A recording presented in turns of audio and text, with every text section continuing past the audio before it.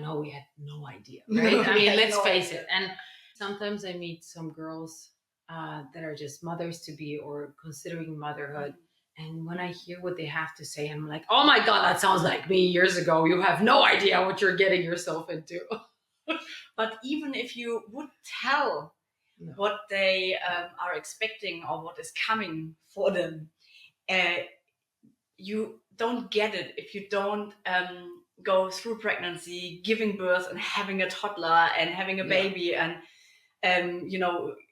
just go with it. You don't get it before. That's true. Yeah, you have to dive into it yourself.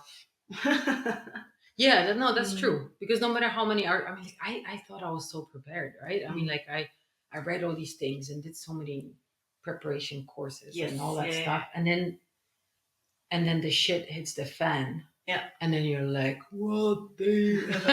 And it was actually different between us because you already did read, you always read a lot of books to just get information and stuff like this. And I started to read a little bit about being pregnant, babies, toddlers.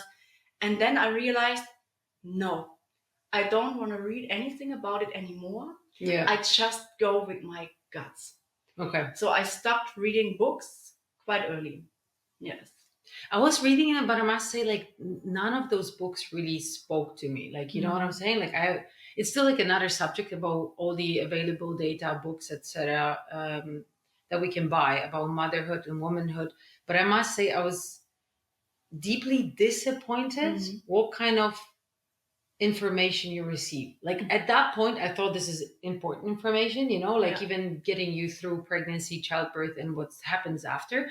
But I had a feeling that most of the books and resources that I found focused so much about pregnancy and the birth and literally nothing prepared you what really comes after. And I find it like the biggest challenge comes after. Even like I didn't even find so many. I didn't even know that breastfeeding is going to be so challenging. Yes. I didn't think that. Yeah, it was. It was just kind of like you've got those two boobs, and it's just like you've. Everyone tells you it's your body, right? Like you know what to do. Yeah. You know what to do because you're a woman. Exactly. Just because I have a uterus doesn't make me a great mom, or just because I have two boobs doesn't mean that I'm going to be great at breastfeeding, or my baby's going to know what to do, etc. When Ida was, I think, 1 year old. Yeah. And we went to, it was summer, and then I saw you with that baby, and I was speechless. I remember we were sitting there, there's this brewery outside next to your old apartment. And then, so Yula is sitting with this baby, and it's so surreal.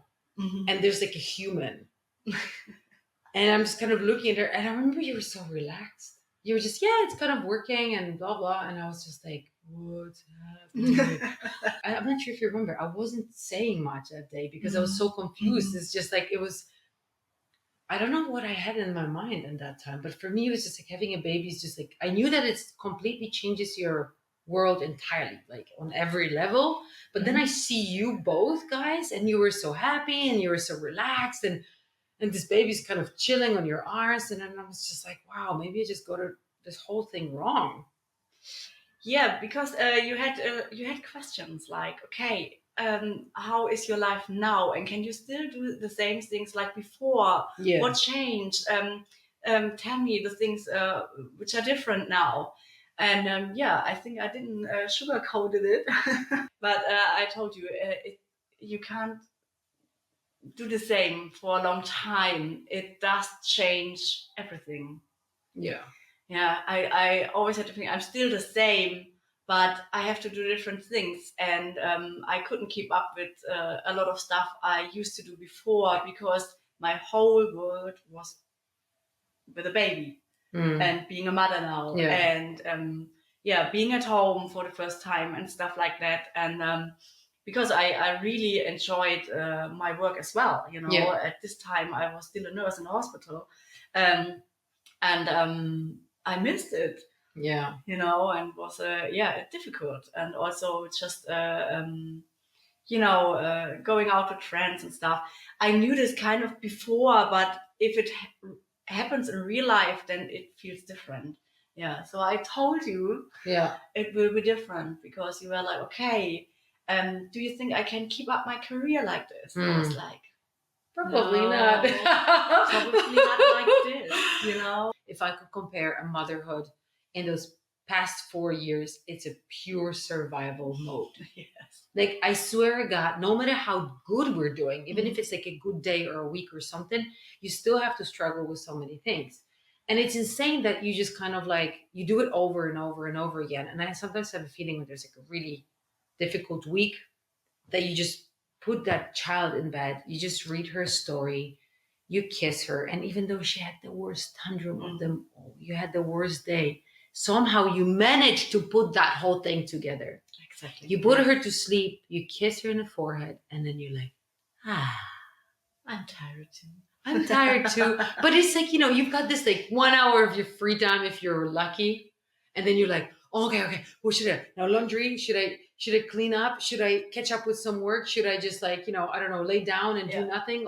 Just do nothing. Can I just have one episode of my Netflix series? Like, I want to just watch Bridgerton, for God's sake. And then it's just like getting a message. Do you have 10 minutes? Okay. Yeah. Let's catch up. Let's Let's do some No Taboo Mom stuff. Exactly. And then it's like, okay, I will chillax tomorrow. If you think about it, this is pure madness. And I think if I look at our conversation in that car years before we got children, and now when our children are 4, 6, and 4, we were clueless. Oh my God. Totally. This is insane. You jump on board in this kind of roller coaster and it's just insane. And it gets more insane, and then it gets a little bit quiet, and then it just slaps you in the face, and you get up again, and it's just like, and then you've got worse moments, and then this little thing looks at you, saying, "Love you, mommy," and then you're like, "Oh." It's the most insane thing I've ever done. I think I always say it's the hardest task I ever got in life. That's so true. And the most beautiful. Yeah. But also the hardest. And the most, purpose-giving. Yes. The most purpose-giving, rewarding, and hardest thing I've ever done. That's true.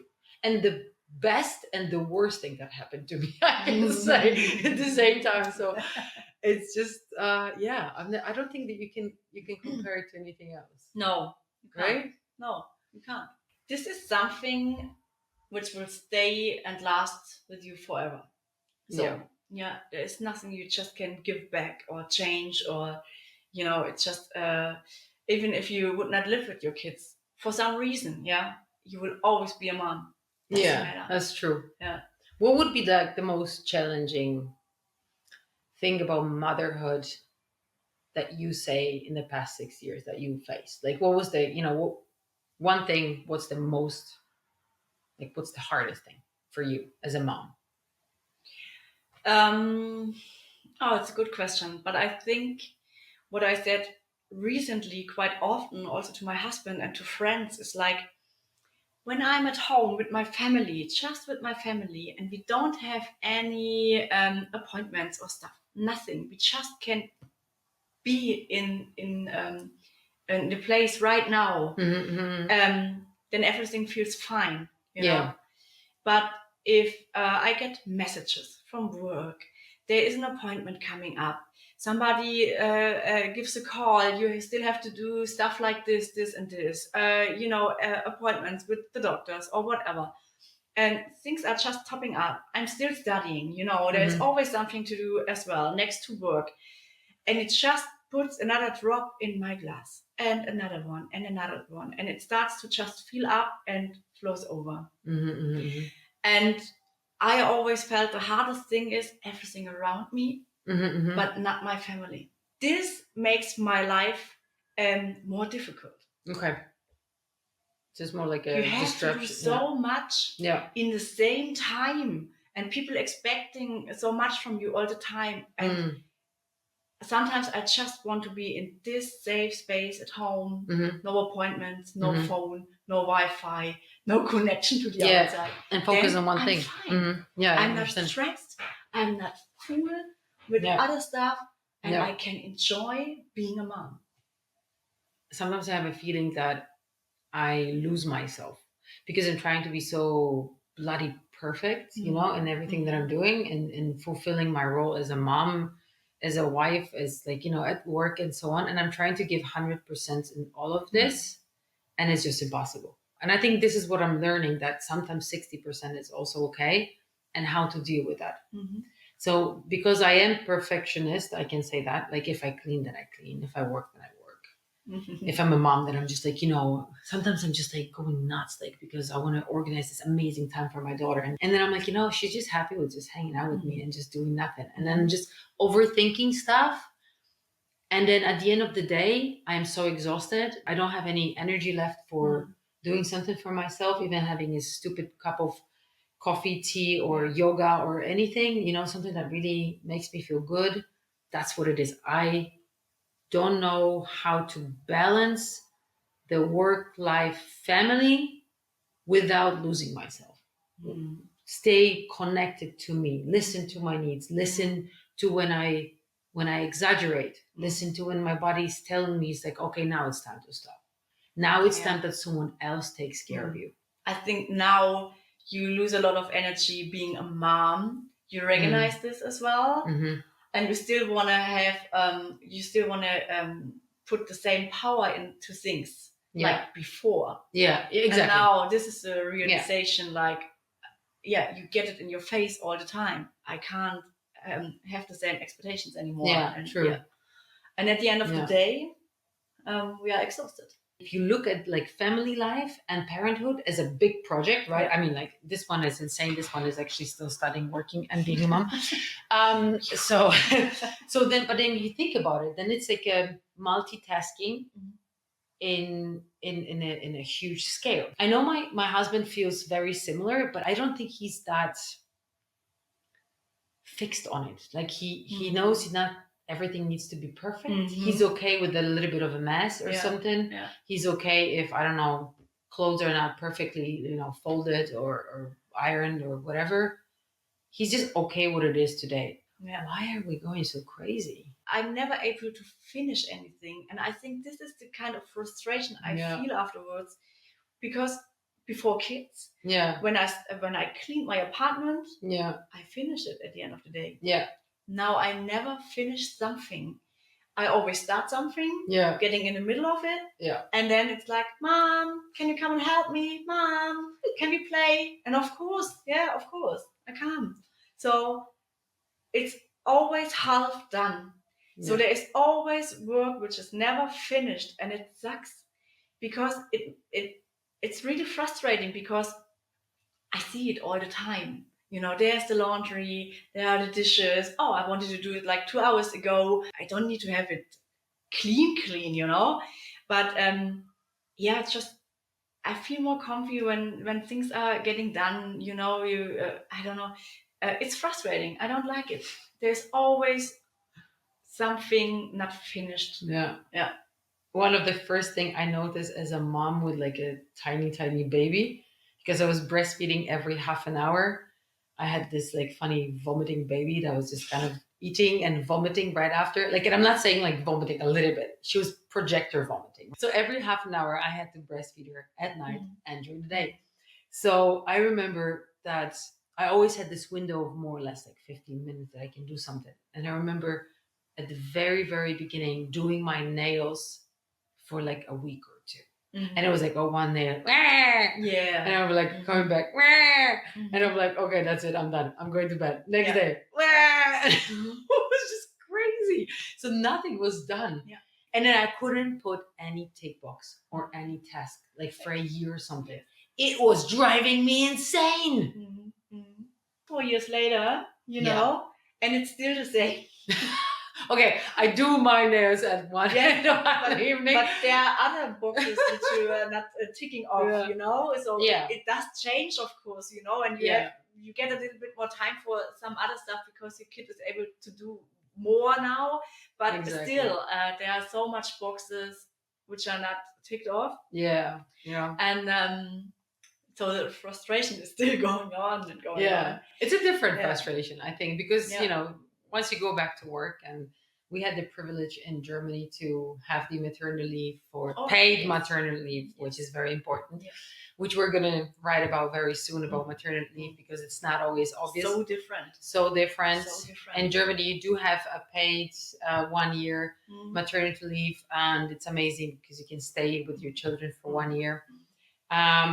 But you still go back to work at some point. Yeah. And then your tasks are growing and you have to learn how to deal with the new reality like everyone else. But it is a freaking roller coaster. So if you had like a stable life and you took stuff for granted, which I totally did, then you in a way start to appreciate small things. You know what I'm saying? Like for the first time when you go shopping again or you're by yourself again, you're like, wow, this is so beautiful. I know. Or just like things that you can eat your food while it's warm. Oh, Stuff like I just started it recently, like maybe half a year ago. Yeah. It's insane, isn't it? Because everybody else comes first. Yeah. And I don't blame them. No, totally no. not. Yeah. Even, also not my husband. It's just like it's my problem. Yeah. But I do first food for the kids. Yeah. Get something to drink for the kids. Drink some water because you didn't drink a lot. I tell my daughter all the time. And then I think like, you didn't drink anything at all. Yeah. So, and then I want to drink. And then I just had a sip. And then an hour later, I looked to the glass and I was like, you were supposed to drink this. You didn't drink it. So the time goes by, the day goes by. And then I realized I didn't really drink. Did I eat? I did. Oh, yeah, I know that. I did eat the leftovers. And you make this nice plate for your kids and the bread and you make like smileys on top of it. But you don't do it for yourself. No. This is what happens to me every day. So that's also something on top. I'm feeling exhausted at the end of the day because I'm not able to look after myself. I went away for 2 days, like half a year ago, like just to go and have time for myself. It was the first time that I actually left. My husband had his mom here to help. And I went just up in the mountains and I just closed myself up and it's like a small space.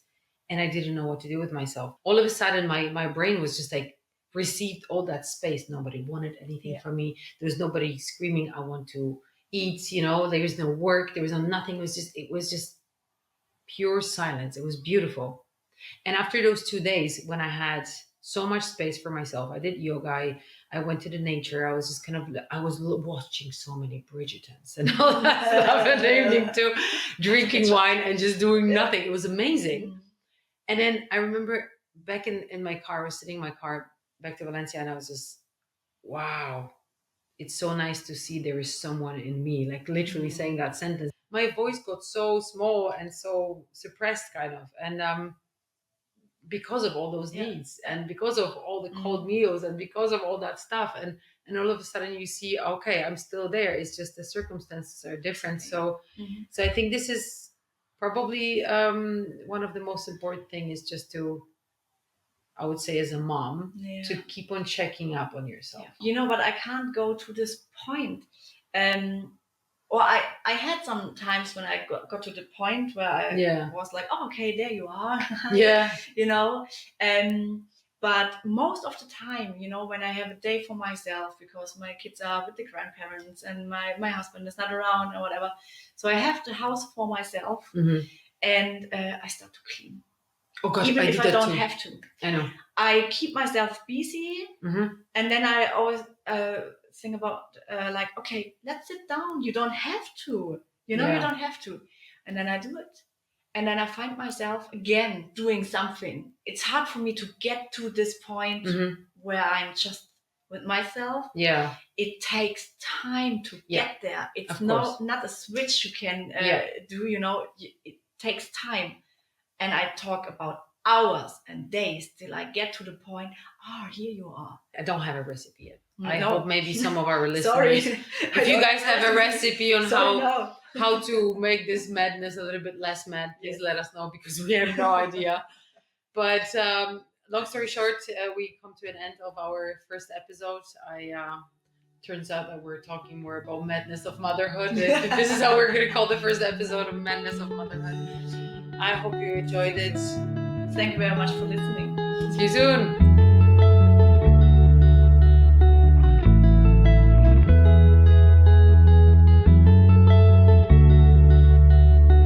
Oh, wait, before you go, here is our disclaimer. Listen up, it's important. The No Taboo Mom podcast is for informational and entertainment purposes only. The views and opinions shared are personal experiences and should not be considered professional medical, psychological, or legal advice. Always consult with a qualified professional for any concerns related to your health, well-being, or personal circumstances. The hosts and guests of this podcast are sharing their own insights and do not take responsibility for individual decisions made based on this content. All right, that's it. See you next time.